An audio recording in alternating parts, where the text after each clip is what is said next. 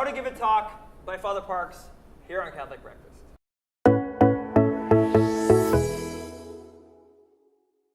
Father Parks, you give a lot of talks, and I don't mind complimenting you by saying you're excellent at it.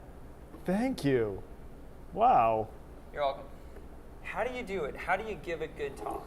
You can't fake passion.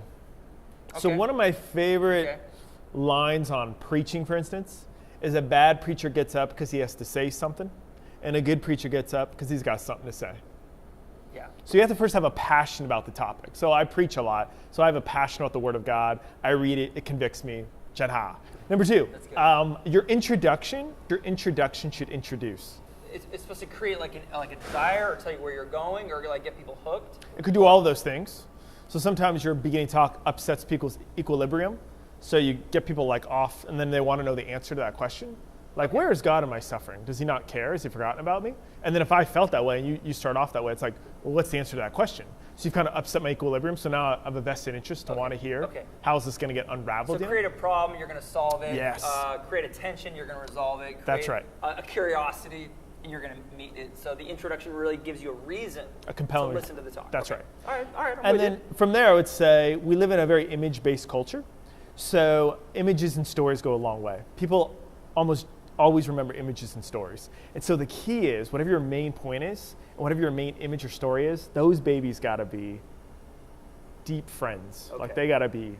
And so if people remember the story or the image, they remembered what you said. Because a lot of times people will be like, hey, what's that talk? It was great. What was it about? No idea.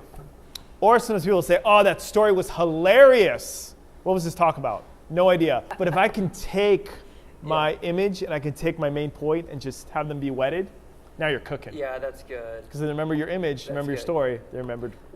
So the passion, the clarity of what you're saying, the image that's going to move it forward. What advice do you have for people who would just say, okay, I can do all that, I can prepare it, but I just flat out just get nervous? What would you say? Yeah, I mean, if you have something worth saying, you just have to get over yourself. Like their need to hear it outweighs your uncomfortableness. Now, it's a fact that people are more afraid of public speaking than death.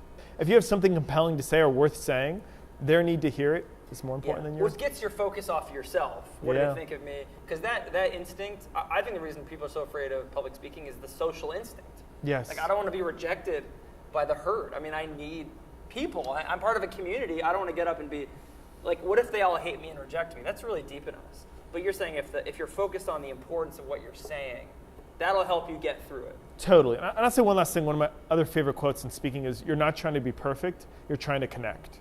And sometimes when you start off by maybe even acknowledging that, or just, that can be super endearing. You're like, oh, I like that guy.